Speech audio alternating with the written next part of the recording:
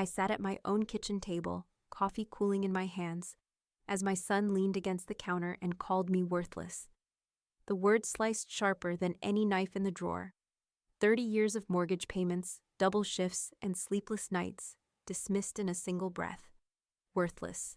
And in that moment, I realized the house I had built brick by brick no longer sheltered family. It sheltered strangers. Wait, before we go any further, I gotta ask, where are you watching from? Drop it in the comments, and don't forget to subscribe. The air inside Diane Harris's Hyde Park home was thick with tension before anyone even spoke. The old clock above the stove ticked steadily, and the scent of fresh coffee hung in the air like a peace offering she never got the chance to present. She sat at the kitchen table, her fingers wrapped around a warm mug, when the front door opened with the familiar scrape of worn hinges. James entered first, the weight of entitlement in his walk. Rachel followed closely, already rolling her eyes as she passed the framed family photos Diane had hung with care over the years. They didn't greet her. They didn't even pause. They just dropped their bags near the kitchen island like they owned the place. James glanced at the coffee in her hands, but didn't wait for an offer. "We need to talk." Diane straightened slightly. "All right." He leaned on the counter, folding his arms. "Look, I've been thinking. You need to stop pretending you can do this without us. The truth is, Mom, you're worthless without me. You'll never make it alone." The words dropped like glass shattering on tile. Diane blinked once, then again. Her grip tightened around the ceramic mug, but she didn't say a word. Rachel smirked from behind him, arms crossed, her presence like a silent echo of his cruelty. James didn't wait for a response. He grabbed his phone and muttered something about having better things to do before disappearing down the hallway. A few seconds later, the front door slammed, and the room returned to stillness. Rachel didn't speak either. She gave Diane one last smug glance, like a queen dismissing a servant, then followed James out. The silence that remained was heavy, but not hollow. Diane sat perfectly still, staring into her untouched coffee as the insult settled deep into her bones. Worthless. That word rang in her ears louder than the ticking clock. She slowly rose from her chair and walked into the living room. The light filtering through the curtains cast long, soft stripes across the floor. In the quiet, she saw what they didn't. The clean wood floors she mopped every week, the antique bookcase she'd refinished by hand, the photos they never noticed. This house wasn't theirs. It never had been. She stepped over to the mantel and looked at an old photo of her and James. He couldn't have been older than 8, beaming with a gap-toothed smile, arms wrapped around her waist. She touched the edge of the frame, then turned and walked back to the kitchen. Without hesitation, she picked up the phone, scrolled through her contacts, and tapped one name, Peter Dunlap. The line rang once, twice. "Diane?" Peter's voice came through, crisp and warm as ever. "I want to sell the house," she said, her voice calm but unyielding. There was a pause on the other end. "Sell it? Make it happen, Peter." She turned toward the window, her voice steady now. "No more waiting, no more chances. Let's make it official." As she spoke, her reflection in the glass stared back at her, older, wiser, sharper than ever. And behind that reflection, somewhere down the street, she imagined James walking confidently through the city, completely unaware that the ground beneath him was already shifting. The morning sun filtered through the lace curtains, casting soft shadows across the hardwood floors Diane had spent years preserving. The house was silent except for the low hum of the fridge and the occasional creak in the ceiling, sounds that once felt comforting, but now reminded her of what lingered inside its walls: entitlement. At the kitchen table, Diane flipped through a thick manila envelope marked Property Records, 4210 Avenue G. Her fingers paused at the deed. The edges were crisp, the ink still dark after all these years. It was a single page of absolute clarity. Her name, no joint ownership, no caveats, no James. Just Diane Marie Harris, legal owner of the Hyde Park home for over 30 years. She exhaled slowly and muttered, "Mine, still mine." In the next room, muffled laughter rose. James was on another one of his mid-morning phone calls, bragging to some friend about how sweet it is to live mortgage-free. He never mentioned the years Diane worked 2 jobs, the nights she went without, or the sacrifices that made this house possible. And Rachel, she'd made herself comfortable too. Her designer purse sat on the hall table like a trophy, and her heels clacked across the floors like she'd earned them. Just last week, Diane found one of Rachel's social media posts, a polished photo of the backyard fire pit, captioned, "Can't beat life in the heart of Austin. Thanks, Mom." Hyde Park heaven. They didn't ask permission. They didn't offer thanks. They simply assumed. That assumption ended today. Diane stood, tucked the deed and documents into her leather purse, and drove downtown to meet Leah Carter. The real estate office was sharp and sunlit, with floor-to-ceiling windows overlooking the city's glass skyline. Leah greeted her with a confident smile, tablet in hand. "Diane, your timing's good. Hyde Park inventory's tight. A property like yours? No question. We'll have buyers lined up." Diane slid the folder across the desk. "I want this done quietly. No signs, no open houses. I don't want them to catch wind until the ink's dry." Leah raised an eyebrow but nodded. "Discreet sale, off-market listing. We can do that." They sat side by side as Leah pulled up comps, zoning details, tax history. Diane followed every line, her eyes sharp despite the ache behind them. She'd taught math for decades. Numbers never scared her. What scared her was letting James believe, one day longer, that his manipulation had no consequences. "Title's clean, no liens, no shared ownership. This is yours. Start to finish," Leah confirmed, tapping the screen. "We'll get the appraisal done this week. I already have an investor in mind." Diane's voice was steady. "Good. The sooner, the better."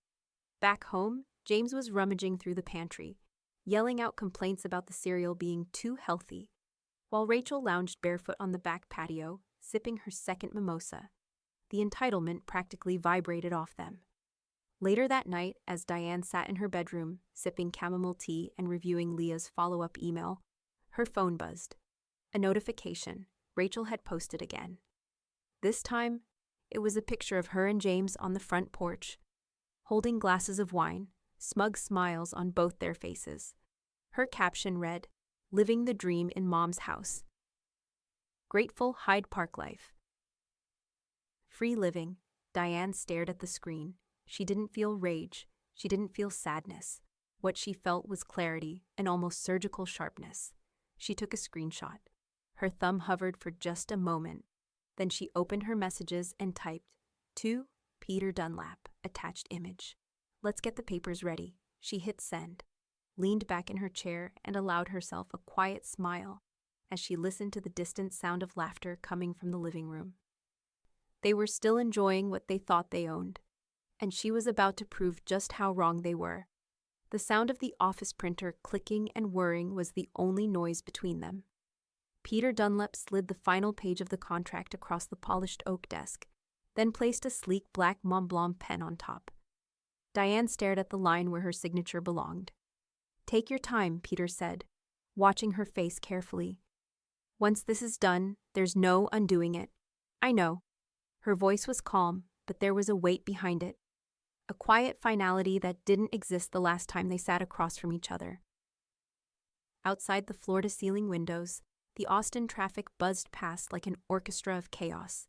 Inside, the air felt still, cool, controlled, just how Diane liked it. She adjusted her glasses and let her gaze trail down the page again. The ink was crisp, the legal language airtight. She'd taught English for 30 years, and even she had to admit, Peter wrote a beautiful contract. "You're sure about the buyer?" Peter asked. "Leah says he's clean. Private investor, all cash." Peter nodded. "Then let's give him a house." Diane picked up the pen. Her hand paused for just a second. Not from hesitation, but from something deeper. Memory, maybe. The echo of James as a toddler running down their hallway. His scraped knees, his first date, his graduation, and then Rachel entering the picture like a slow-moving storm. The subtle shift from gratitude to expectation, the ugly tone he used last week, telling her she was worthless. No more of that. She signed her name, each letter deliberate. When she finished, she didn't hand the pen back. She capped it slowly and slid it into her purse. Peter leaned forward slightly. That's it then. The house is in play. Diane smiled faintly. He always assumed it would fall into his lap. But life doesn't reward assumption. It rewards respect. Peter folded the documents carefully and secured them in a leather case. I'll hold everything until Leah sends over the purchase agreement. The buyer's already vetted. It's moving faster than expected. I hope it hits him like cold water, Peter chuckled. He won't even know he's drowning until he's ankle-deep in escrow. When Diane stepped outside, the air hit different. The sun was brighter than she remembered. Or maybe she just hadn't noticed it in weeks. The sharp scent of car exhaust from a nearby bus snapped her into the moment. She could feel the burn of it in her throat, mixing with the metallic edge of satisfaction. Back at home, James was sprawled across the couch, gaming headset on, voice raised. Nah, I got a solid setup here. Guest suite, full kitchen, and Mom's barely around. Might as well be mine already. He tossed a throw pillow at Rachel, who was perched on the edge of the coffee table, scrolling Zillow listings like they were flipping through luxury catalogs. We should renovate, she muttered. This place could be worth double if we just upgraded the bathrooms and maybe opened the kitchen up. Diane moved past them silently, heading to her bedroom. They didn't even glance at her. Inside, she sat on the edge of her bed and opened her phone. A message from Leah was waiting. Leah Carter. Offer received. Buyers ready. All cash. 30-day close. I'll send docs to Peter by end of day. Diane typed back with zero hesitation. Diane Harris. The house is sold. Please send the contract to Peter for finalization. She hit send, turned off her phone, and leaned back into the pillows. Somewhere beyond her door, James laughed at something on his headset. The sound barely registered anymore. Let him enjoy the couch while he still could. He might have been born under her roof, but he was about to learn what happens when a man assumes he owns the ground he never paid for. The sound of metal hammering into the lawn was almost poetic. Diane stood behind the sheer curtains in the living room, her hand gently gripping the fabric, watching Leah press the final stake into the ground. The sold rider sat proudly across the top of the for sale sign, like a victory flag. The morning light cast a warm hue across the sidewalk, but inside, the air was cool, unnervingly still. Diane felt a flicker of something strange. Not guilt, not quite joy either. Something sharper, a satisfaction that lived beneath the surface, cool and quiet like a lake hiding broken glass at the bottom. Her phone rang. The screen lit up with James's name. She waited 2 rings before answering. Hi, James. Hey, just checking. Are you still making the casserole for family dinner on Sunday? Rachel says we should do it at the house again. Diane's gaze drifted back to the sign out front. Leah was straightening it now, stepping back, admiring her work. I won't be making anything, James, Diane said, her voice calm, deliberate. The house has been sold. There was a long pause on the other end of the line, then laughter, mocking, shallow. Very funny, Mom. She didn't respond. Silence stretched between them like a rope pulled taut. From the background, Rachel's voice rang out, half laughing, half condescending. She's probably just being dramatic again. Diane let the weight of their arrogance settle. She could practically see them smirking to each other, treating her like a fragile relic they could out-talk, outsmart, outmaneuver. But they'd mistaken silence for surrender, and patience for permission. No, she said. I'm serious. The papers are signed. The buyer's funded. You're both out. Another pause. This one sharper. You sold the house? James' voice cracked just slightly, and in that tiny fracture, she could finally hear it. The panic. I did, she answered. You can't be serious. I am. Without telling us? Diane inhaled, slow and steady. James, I don't owe you notice for something you never owned. You and Rachel have spent the last 2 years walking through this place like it was already yours. It never was.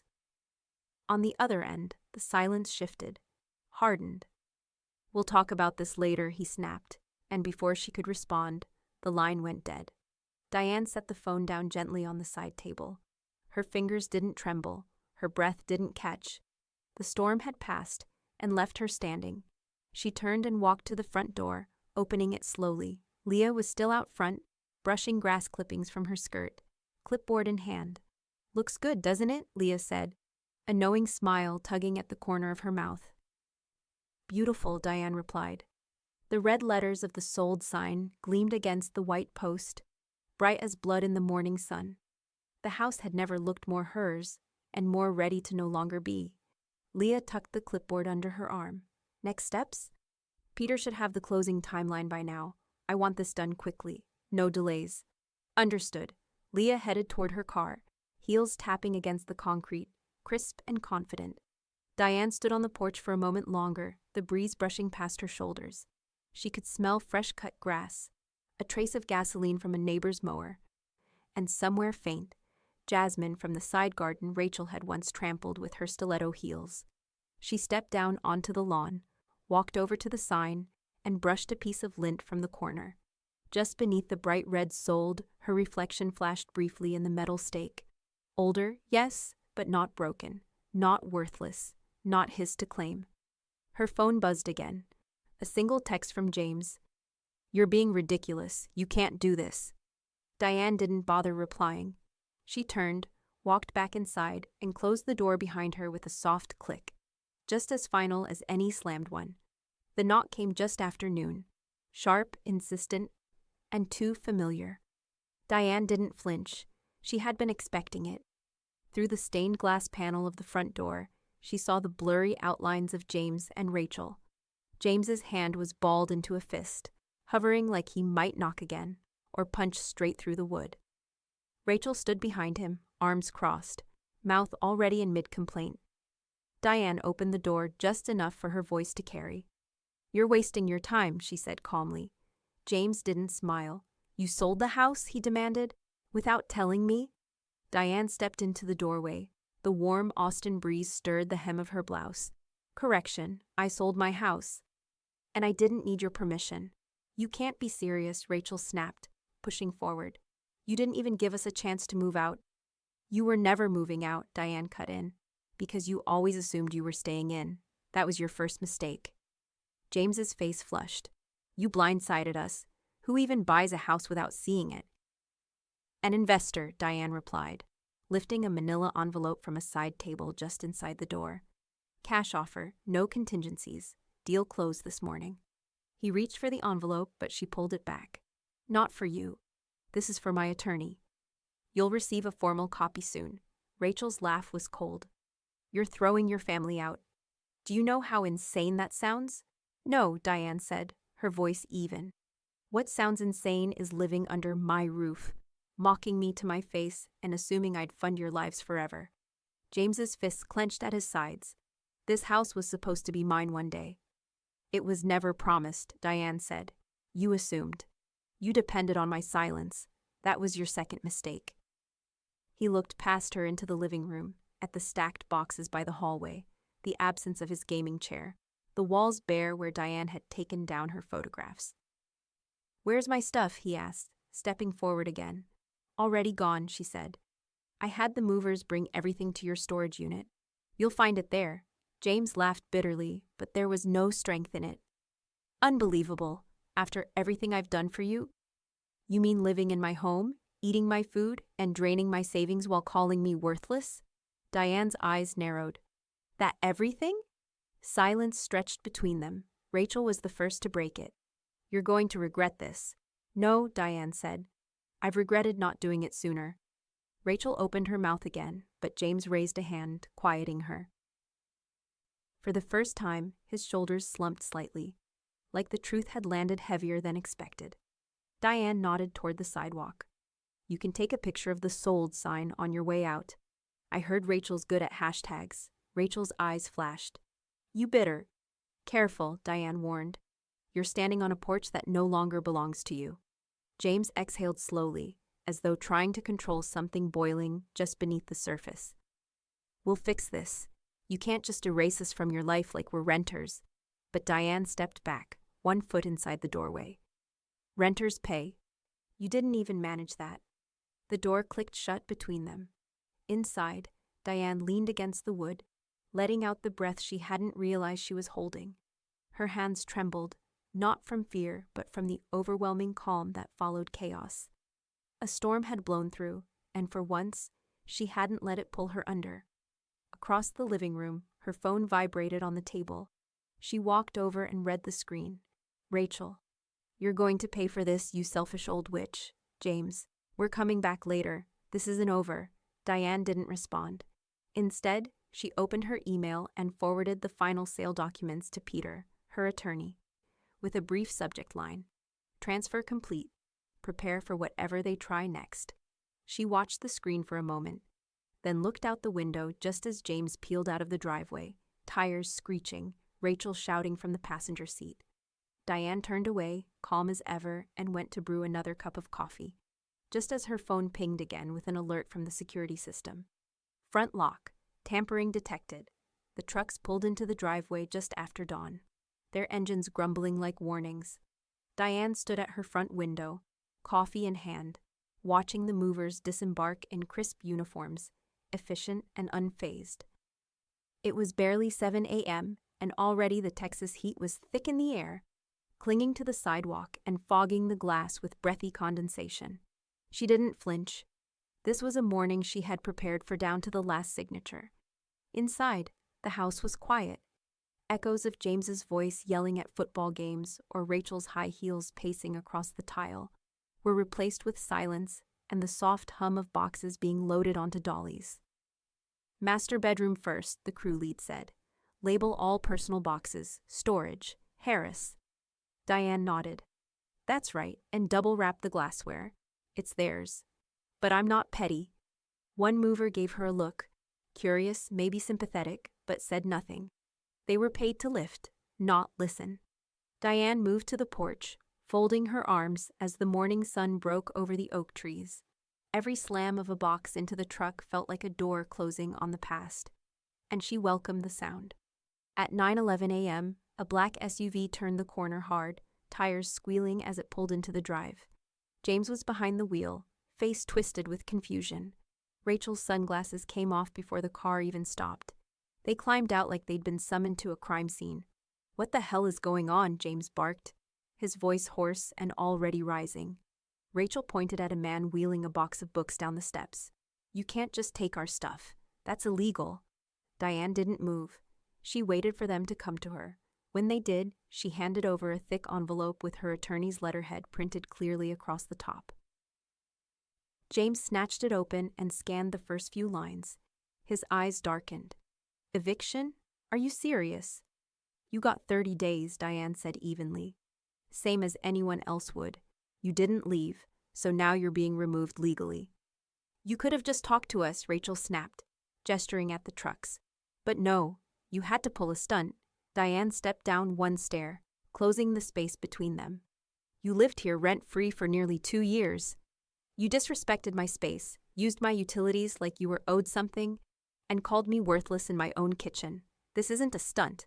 This is a correction. James flinched as if slapped. You're throwing out your own son, he muttered, low and bitter. No, she said, her tone sharpening. I'm removing a man who's forgotten the value of gratitude. Don't confuse blood with entitlement. The movers worked behind them, undeterred by the confrontation. A lamp wrapped in bubble wrap clicked into place in the truck bed. A box labeled Rachel's shoes thudded beside it. You're unbelievable, Rachel hissed, stepping back like she couldn't stand the sight of her. You'll regret this. Maybe, Diane replied, but at least I'll be sleeping in a house that finally feels like mine again. James shook his head and pulled out his phone. Thumbs flying? I'm calling our lawyer. You're gonna hear from someone who actually understands what a mother should be. Diane didn't blink. Tell him I said hello. Rachel turned to him, frantic. You better make this right, James. This is your mother. She's ruining everything. He dialed, phone pressed tight to his ear, pacing the grass like a caged animal. One of the movers approached Diane with a clipboard. Ma'am, storage unit confirmed. We're set to head out as soon as we're done with the basement. Perfect, thank you, Diane said, taking the pen and signing without hesitation. In the background, Rachel was raising her voice again, turning heads on the street. You can't just do this. This is war. Diane didn't raise her voice in return. She simply folded the eviction notice back into its envelope and said clearly, It's over. Rachel's face turned crimson as she screamed, We're taking you to court. But Diane only smiled, slow, certain, and absolutely unmoved. The courtroom smelled faintly of old wood polish and quiet desperation. Diane stepped through the double doors like she belonged there, wearing a navy blue blazer, silver earrings, and the kind of stillness that unnerved even the confident. Peter walked beside her, briefcase in hand, nodding politely to the bailiff, but never breaking his stride. Across the aisle, James and Rachel sat hunched together at the plaintiff's table, flanked by a thin, balding attorney in an ill-fitting gray suit. James tapped his foot relentlessly, one heel clicking against the floor like a metronome of anxiety. Rachel sat stiffly, arms crossed, her lips pressed into a pale line as if she'd already tasted the bitterness of the outcome. Case number 3286, Harris versus Harris, the clerk called out. The judge, a woman in her late 50s with a calm, firm gaze, adjusted her glasses and looked over the initial filings. This is a claim regarding the sale of a residential property in Hyde Park? Yes, Your Honor, James's attorney said, standing up. My clients are seeking to reverse what we believe was an unfair and emotionally manipulative transaction conducted by the defendant, Ms. Diane Harris. Diane didn't flinch. She kept her eyes on the judge, letting Peter do what he did best. The house in question, Peter began, was solely owned by Ms. Harris, as proven by the deed attached to your copy of the filings. She sold it voluntarily through legal means, after repeated disrespect and non-payment from the plaintiffs, who were living there rent-free. James's foot-tapping accelerated. Rachel leaned in to whisper something, but her attorney gently waved her off. The judge flipped through the paperwork. Ms. Rachel Harris, your counterclaim here states that the sale was an act of retaliation? Rachel stood, her voice a little too high. It was. She blindsided us. We thought that house was our future. There's a thing called family duty, and she broke it. Family duty, the judge repeated, unamused, is not a legal obligation. Peter rose again. Your Honor, we've included full documentation. The deed in Diane Harris's name only. The appraisal. The final purchase agreement. And a full timeline of events. Everything was done transparently and by the law. The plaintiffs had no legal claim to the property, nor any tenancy agreement. They assumed ownership based on relationship, not legality. Diane sat still through all of it, her expression calm, not smug. She didn't enjoy the spectacle, but she had long learned to stop softening the truth, just to protect people from it. Rachel whispered loudly to her lawyer, but the judge's gavel tapped once, sharp and final. No side remarks, please. James finally spoke, his voice low but edged with panic. She didn't even warn us. We came home and everything was gone. She humiliated us. The judge looked over the page again. You were given notice, and you failed to vacate. Silence fell like a curtain. Diane could feel Rachel's glare burning into her, but she didn't return it.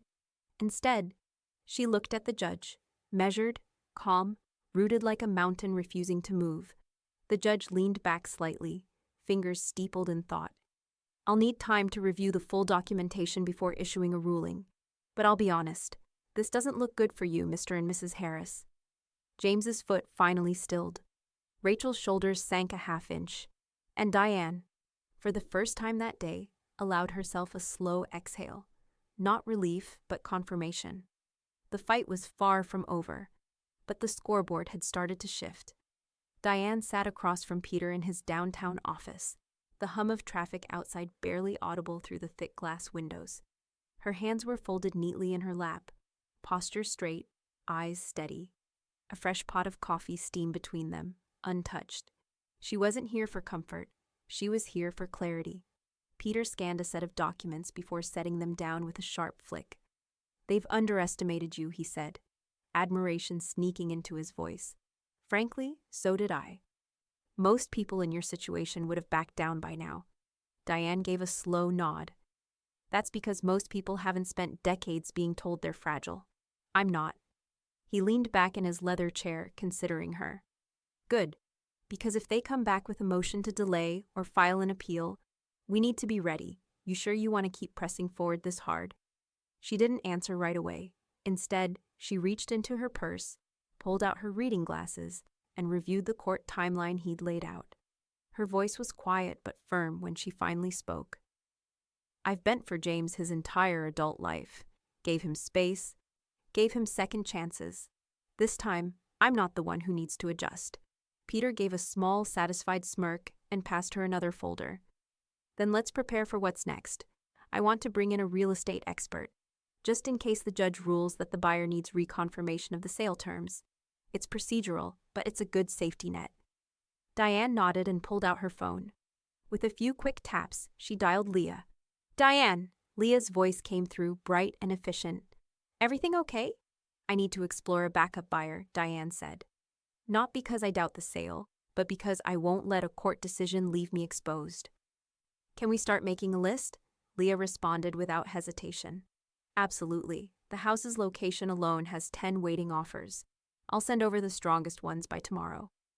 As she ended the call, Diane glanced out Peter's office window at the Austin skyline. The sun shimmered across the glass towers like gold dust over steel. She imagined herself in a home where no one assumed she needed their permission to exist. Across town, James and Rachel were doing damage control. Their text messages flooded family group chats, grasping for sympathy, claiming Diane had acted out of bitterness, accusing her of manipulation. A cousin had even called Diane the night before, unsure what to believe. She's gone too far, Rachel had allegedly said during one of the calls. It's elder guilt. We took care of her and she's throwing us out. Diane had simply responded. Taking up space isn't the same as taking care. Now, she leaned toward Peter. I want to meet with a few neighbors. They've reached out since the story started circulating. I think it's time they heard it directly from me. Peter raised a brow. You planning to start a PR campaign? No, just telling the truth. Quietly, calmly. It's stronger that way. The next evening, Diane hosted a small gathering on her porch. The late September air carried the scent of cut grass and warm soil. Folding chairs creaked under friendly weight as neighbors passed around lemonade and listened to Diane explain what had really happened. Without drama, without exaggeration, just facts. And a lifetime's worth of restraint, finally unburdened. By the end of the evening, Marilyn patted Diane's hand and whispered, You should have done this years ago. Diane smiled. I wasn't ready then. Now I am. She returned home just after dusk, her porch light flickering to life as if greeting her return. The house, quiet and clean, stood like a sentinel in her corner of Hyde Park. Hers, finally, in every sense of the word. The next morning, as she sipped her coffee and scanned her email, a new message blinked in her inbox. Subject: Ruling notice from Travis County Court Body. A decision will be made within 48 hours. Diane lowered the mug slowly, her fingers wrapping tighter around the handle. 2 days. That was all that stood between her and the final word, and she'd never been more ready to hear it. The courtroom was hushed, thick with tension. Fluorescent lights buzzed faintly overhead, their hum swallowed by the anticipation vibrating off every person in the room. Diane sat still and composed, her hands folded neatly in her lap, her gaze steady on the judge. Beside her, Peter's presence was quiet but solid. He didn't need to say much. Diane's resolve had done most of the talking. Across the aisle, James shifted in his seat, his knee bouncing in rapid, uneven intervals. Rachel sat stiffly, arms crossed, her mouth drawn into a hard line. The confident smirks they had worn just weeks ago were gone, replaced by a flicker of panic. The judge, a stern woman in her 60s with silver-framed glasses perched low on her nose, looked up from the paperwork before her. Her voice was measured, but unmistakably final. This court finds that the deed of sale was legal, appropriately executed, and filed without error. Full ownership remains with Diane Harris. The sale stands. The property is no longer part of the Harris family estate. James let out a sharp breath, half gasp, half disbelief. Wait, Your Honor, please, you can't just... He stumbled over his words, his voice cracking. You don't understand, this was supposed to be our future, our family's home. The judge didn't flinch. What I understand, Mr. Harris, is that you assumed ownership without title or contribution. This isn't about feelings, it's about facts, and the law is clear.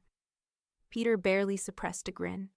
Diane remained quiet, her face calm, though a subtle flicker of satisfaction danced in her eyes. Rachel jumped in, her tone clipped and scornful. So that's it. You're just siding with her? She's using this to punish us because we didn't treat her like a queen. Diane finally spoke, her voice low and deliberate. I spent 40 years working, raising a son, paying off every inch of that house. I wasn't asking to be treated like royalty. I was asking to be treated like a person. The courtroom grew even quieter, if that were possible. Diane slowly stood, her voice growing clearer. Respect isn't a birthright. It's not inherited like furniture. It's earned. Through kindness, through effort, through being present when it matters. You both had chance after chance, and you threw each one away. Even the court clerk had stopped typing. The judge nodded slightly, then turned back to James and Rachel. This court sees no evidence of coercion, fraud, or duress. The sale is final, and no further challenge will be entertained.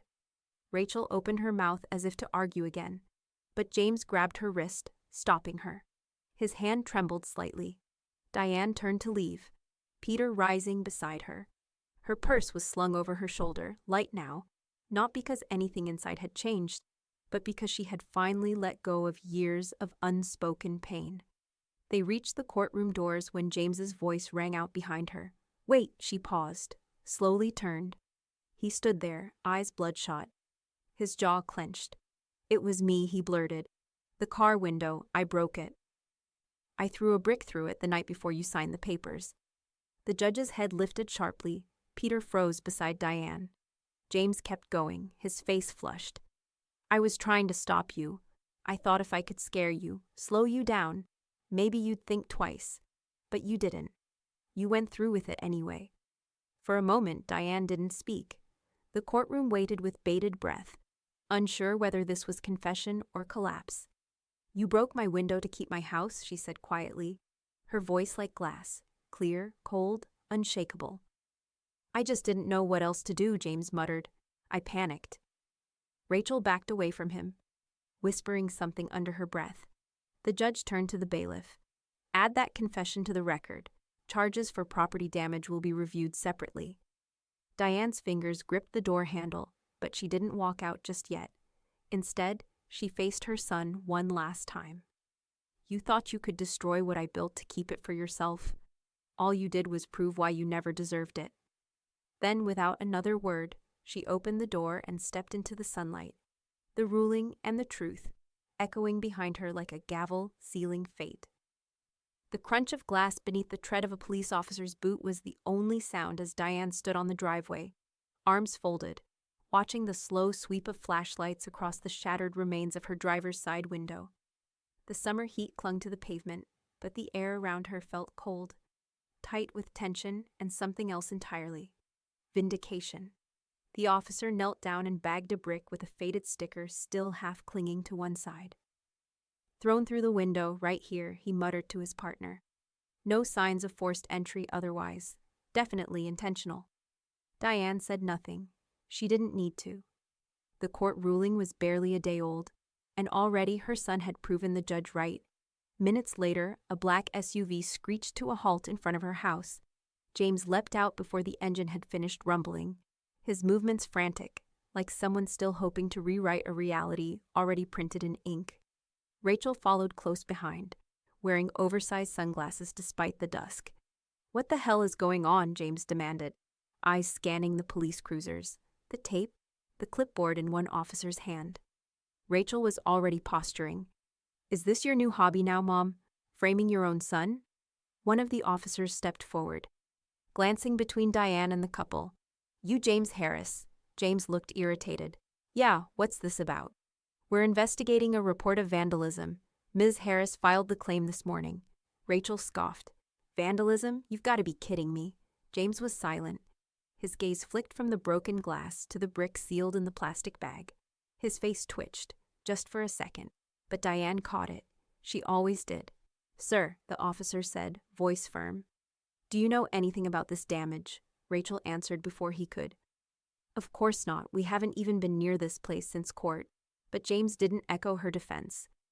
He stared at the car like it had betrayed him. I did it, he said, barely above a whisper. Rachel whipped her head toward him. What? He didn't look at her. That night before the hearing, I came here. I was angry. I didn't know what else to do.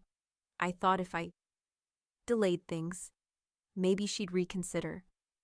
You what? Rachel hissed. You told me you didn't. I was trying to stop her, James snapped, his voice breaking. Everything was falling apart.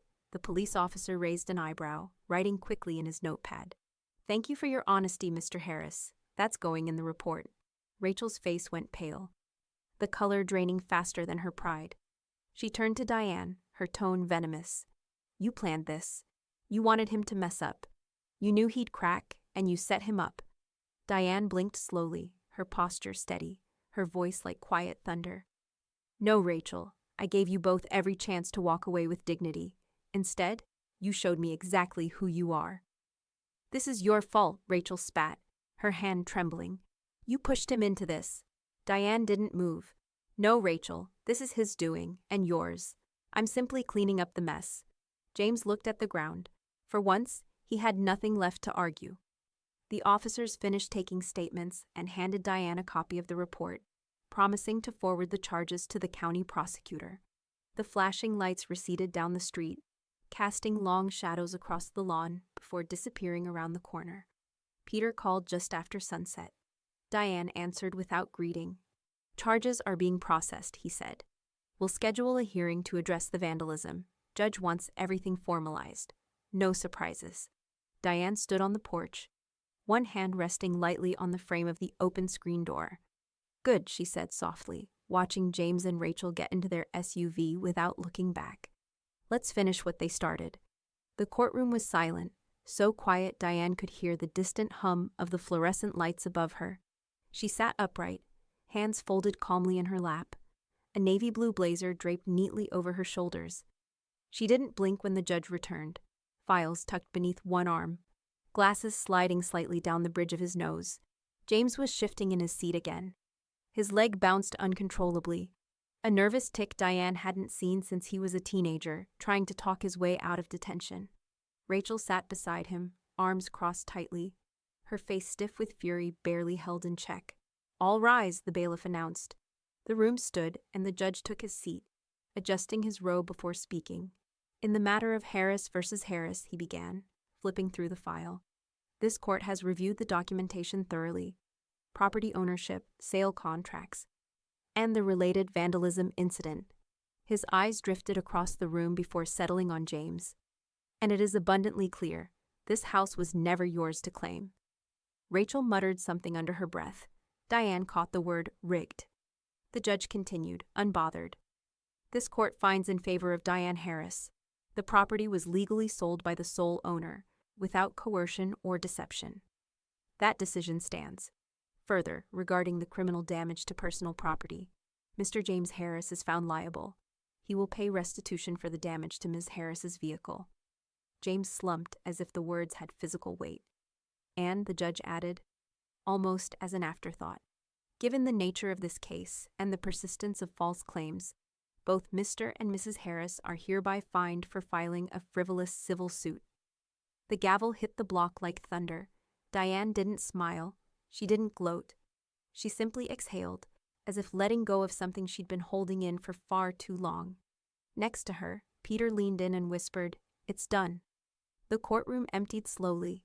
Neighbors who had come to support Diane offered quiet nods and subtle smiles. Marilyn had even worn her never underestimate a Southern woman brooch, proudly pinned to her lapel.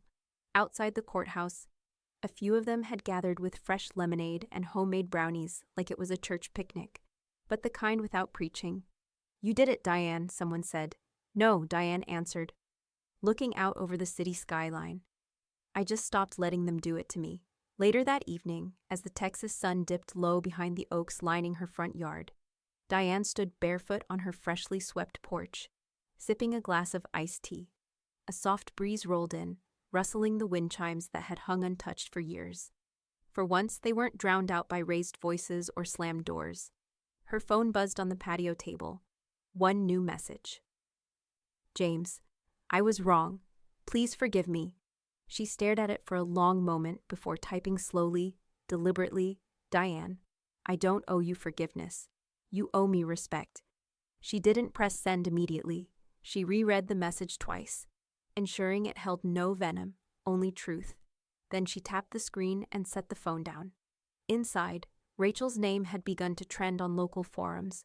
Photos from the courthouse, rumors about the fines, whispers about a defaulted credit card bill from a high-end boutique. Legal fees were stacking, and the money they assumed would come from the house had never existed to begin with. Diane didn't celebrate. She cleaned her kitchen, fed the neighbor's cat, and read the paper. Quiet victory was sweeter than shouting ever could be. Later that night, just as the clock hit 10, her phone lit up again. This time it wasn't Rachel. "James, can I stay with you?" Diane stared at the message, heart steady, face unreadable. She didn't type anything back. She didn't delete it either. Instead, she locked the screen and set the phone face down, the message unanswered, floating in limbo where it belonged. The cashier's check sat on Diane's kitchen counter like a symbol of finality, neatly folded in an envelope with a gold-embossed logo. Its weight somehow heavier than paper alone. She hadn't deposited it yet, not because she was unsure, but because she wanted to savor the quiet moment before the world shifted. It was done. The house, her Hyde Park fortress, had officially transferred ownership. The ink was dry, the keys handed over. And with it, the weight she hadn't realized she was carrying had finally begun to lift. Outside, a black sedan pulled into the neighbor's driveway. James's rental.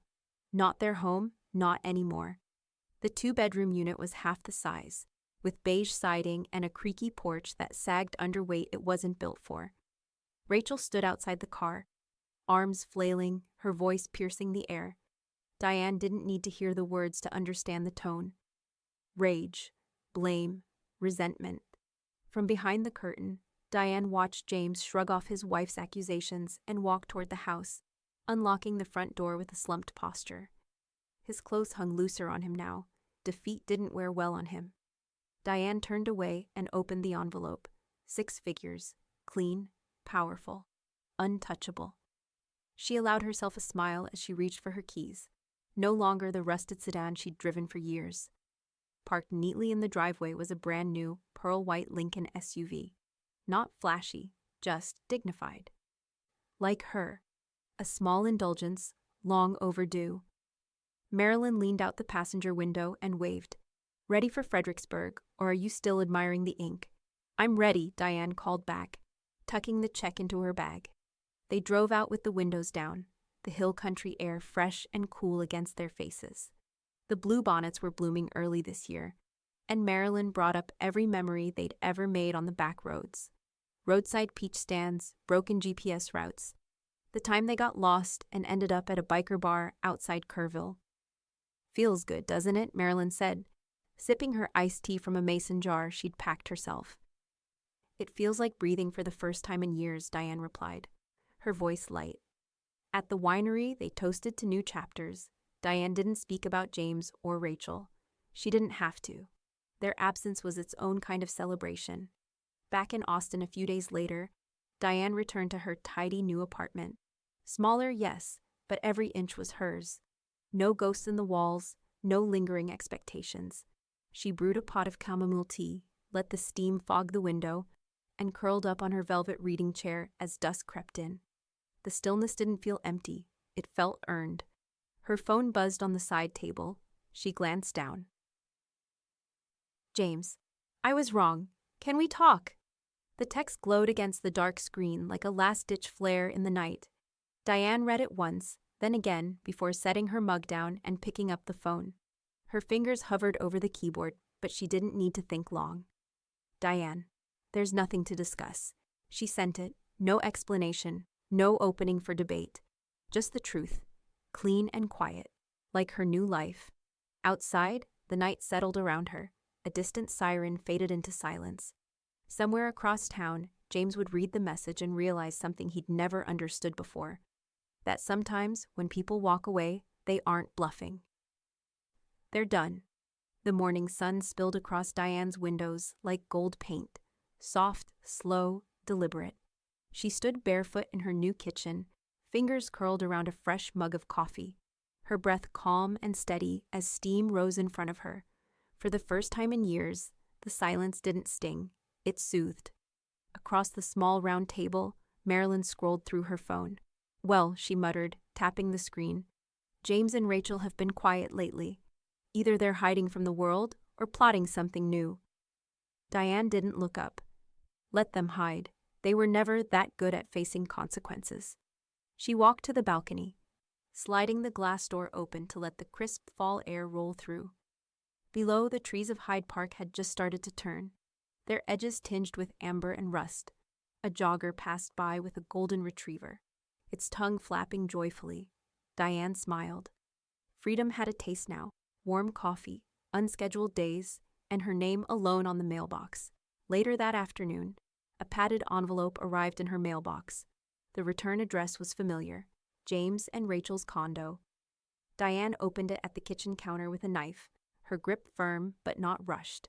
Inside, folded with too much care, was a 2-page letter. The handwriting was James's. Apologetic. Tentative, hollow. He wrote of regret, of misunderstanding, of things he should have handled better. Rachel had added a few lines at the end, in her tight, aggressive script, mentioning family bonds and how time can heal. Diane stared at the letter for a long moment, then folded it back neatly and placed it beside a stack of envelopes she intended to recycle. They don't understand how much they lost, she said aloud, more to herself than anyone else. They still think this was about the house. She turned her attention to something that actually mattered. Pulling up her laptop, Diane opened an email from Homes Not Walls, a local nonprofit focused on helping women rebuild after financial abuse. She'd already donated a portion of the home sale, but this time she was offering more than money. She wanted to mentor. Her email was short but powerful. I'd like to share my story, not to shame, but to empower. That night, she met Marilyn for dinner at their favorite little bistro, tucked between a bookstore and a jazz lounge. The waitress recognized Diane from the newspaper article that had run last week. Retired teacher stands her ground, wins more than a house. You're kind of a local legend now, the waitress smiled. Setting down their wine, Diane waved it off. I didn't want to be famous, I just wanted to be free. Well, you got both, Marilyn said, with a grin. The next morning, Diane tied her scarf loosely around her neck and set off on her usual walk through the park. Birds chirped from high branches, and the sound of a distant lawnmower hummed like background music. The path wound past the duck pond, the old gazebo where couples still carved initials, and the shaded bench she always paused at halfway through. She sat down, taking a sip from her thermos, the steam fogging her glasses. This was what they feared, wasn't it? Not the loss of bricks and hardwood floors, but this, her joy without them. Her refusal to chase what no longer wanted to be caught. She tilted her head back, letting the sun warm her closed eyelids. And that was when she heard the shoes, heels, not sneakers, clicking against the path. Someone purposeful, not a stroller mom, not a jogger. She opened her eyes and turned her head. A young woman in a smart blazer and notepad in hand stood just a few feet away. Ms. Harris, the woman asked, voice polite but eager. Diane blinked once, slowly. Yes? I'm Claire Elgin with Austin Observer. I read about your case. I've been following your story for weeks. She offered a slight smile, notebook tucked under one arm like it was part of her skin. I was wondering, would you be willing to do an interview? Tell your side of it all? Diane's fingers tightened slightly around her thermos. She didn't answer right away, because this wasn't just about a house anymore. It was about a message. And maybe, just maybe, it was time for the world to hear it. The morning paper arrived with a dull thud against Diane's porch. She opened the door barefoot, robes cinched at the waist, the chill of stone tiles seeping into her skin. She picked up the copy of the Austin Observer, still warm from the press, and saw her own eyes staring back at her. The house that raised them, and the mother who took it back. Her hands didn't tremble as she unfolded the paper. She read it slowly at the kitchen table, pausing only to sip her coffee. The headline was bold, unapologetic. The story beneath it wove her truth with clarity and steel. Years of quiet endurance, a single moment of disrespect, and the series of choices that followed like dominoes. No embellishments, no drama, just the truth. A knock rattled the door before she could finish the second page. Marilyn stood there, holding her own copy of the paper, lips pressed into a smirk. "Well, Diane," she said, stepping inside without waiting. "You're officially Hyde Park's new hero," Diane chuckled. "I'm just a woman who finally said, enough." The phone rang before she could answer further. It hadn't stopped ringing all morning. Neighbors, old colleagues, even a former student who remembered her as the tough but fair teacher who never let him fail himself. One caller said, "You've given me the courage to put up boundaries with my son." Another woman sobbed through her gratitude. "I thought I was the only one being manipulated by family." Diane hadn't planned to be anyone's symbol, but the story had grown legs, and now it ran faster than the shame James and Rachel once hoped would keep her quiet. Down the block, Mrs. Alvarez sent over a tray of homemade empanadas with a note. "We're proud of you, Diane. This whole street is behind you." Diane bit into one still warm from the oven, the buttery crust flaking across her fingertips. There was something poetic in it all, how the home they tried to seize had become the very thing that elevated her. But not everyone handled the spotlight the same way. James had gone silent, not just in words, but in presence. His car hadn't been seen around the city since the article dropped. No posts, no updates. Even his once routine rants on local message boards had vanished. Diane imagined him slumped in a dark apartment, nursing resentment like a cheap beer. Rachel, however, was another story. Word spread that she'd packed her things and moved back in with her mother across town. A witness at the grocery store claimed she was wearing sunglasses indoors and snapping at cashiers. Another neighbor whispered that Rachel had applied for jobs in another state. Diane didn't smile at the fallout. She didn't need to. The truth had spoken for her. That evening, as dusk fell and cicadas hummed lazily outside, Diane sat on her back porch, legs curled beneath her, a glass of wine sweating on the table beside her. She scrolled through her emails, deleting junk, until one subject line made her pause. "We'd be honored if you'd speak at our Women's Summit." It was from a local nonprofit that supported women navigating family estrangement and financial abuse. They'd read her story, and they wanted her voice. Not for pity, not for drama, but for strength. Diane read the email twice, then once more. Her fingers hovered above the keys, not in hesitation, but in recognition. This was more than a story now. It was a movement, and she wasn't done yet.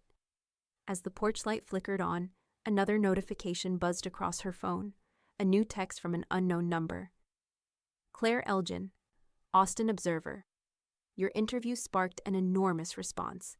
Readers are asking what's next. Do you have a few moments to talk?" Diane looked out into the quiet dark, the porch light throwing long shadows across her yard. She tapped the edge of her wine glass, thinking, not about the past, but about what came after. What was next? The house was gone. The chains had been cut. The silence no longer hurt. It healed. And for the first time in decades, she wasn't surviving for someone else's comfort. She was living on her own terms. She picked up her phone and typed, slowly, deliberately. "Let's talk." The late afternoon sun spilled golden light across the hardwood floor as Diane moved slowly through the house. Though it no longer legally belonged to her, this final walk through its rooms felt like a victory lap, not a goodbye. The space was empty now, cleared of furniture, clutter, and noise.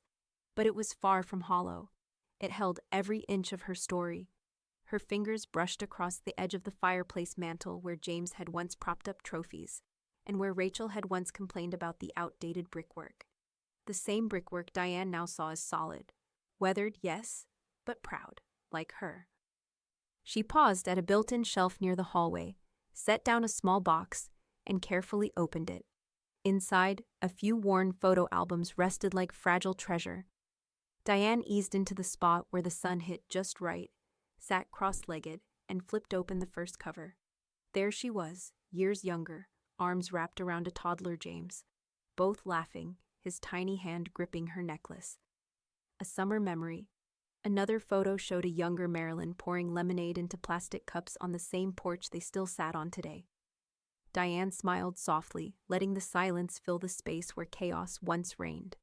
The past didn't ache anymore. It hummed, low, steady, and certain. She stood and walked to the kitchen, setting the albums on the counter, then carefully picked up the small wooden box labeled Important Papers. No more hiding documents in drawers. No more assuming people would act out of love or logic. Everything was in order now, legal, clean, and final. A legacy of strength, not silence. A soft knock at the back door drew her attention. Marilyn stood outside with a mason jar full of freshly cut peonies, their sweet scent already drifting through the screen. "You're early," Diane said as she opened the door. "I figured you'd want company before closing this chapter." Marilyn stepped inside, handing her the jar. "Besides, I wanted to see you look at this place one last time, without regret." Diane accepted the flowers and placed them in the center of the counter. "I don't regret any of it," she said, arranging the blooms. "Not the sale, not the court, not even the silence that followed." Marilyn tilted her head. "Not even James?" Diane hesitated, then poured them both glasses of iced tea. "Especially not James." They moved to the porch, where the breeze carried the smell of cut grass and distant barbecue smoke from a neighbor's grill. Diane sat back in her chair, toes brushing the edge of the wooden floor, feeling grounded. The new homeowners wouldn't move in until next week, and for now, it was still her air to breathe. "I read the article again this morning," Marilyn said. "They got your story right." Diane nodded. "For once the world saw me clearly." She thought back to the calls, the letters, the strangers who had reached out after the article ran. People from other states. Mothers and grandmothers who'd suffered silently. Women who'd given everything and been treated like leftovers. They saw themselves in her, not just in her courage, but in her hesitation before finally choosing herself. "It's strange," Diane said, gazing at the fading sunlight across the yard. "The house was always full, but I never felt this kind of peace until it was empty." Marilyn reached over and touched her hand. "That's because now it's your space, even if the deed says otherwise." Diane didn't reply. She didn't need to. As dusk settled in, the porch lights flickered on. Fireflies sparked in the yard like tiny paper lanterns, dancing without purpose, without apology. A soft chirp from a nearby bird filled the air with gentle rhythm. Inside, the room stood still, holding her memories, but no longer her burdens. Diane turned her gaze toward the place where James had once stood screaming, where Rachel had made demands, where apologies came far too late. None of that lived here anymore. She took one final look around the yard before stepping back into the house to grab her bag. At the threshold, she paused, not with sadness, but with certainty. "They thought they could take everything," she said aloud, her voice soft but steady. "I gave myself freedom." And with that, Diane stepped off the porch, locking the door behind her for the last time. "They tried to tear me down, but I built myself up instead."